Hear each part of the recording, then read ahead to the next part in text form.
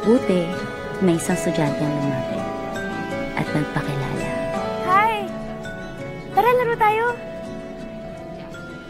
Ako nga pala si Mariah.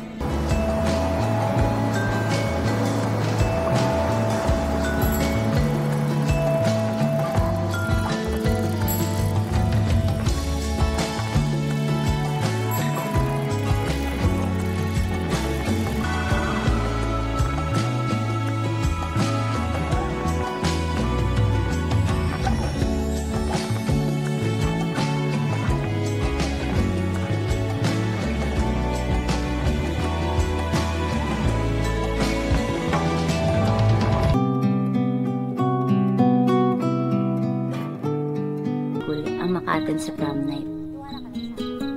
Dito kasi nagtatapat ang mga boys sa mga crush nilang mga girls at para maisayaw.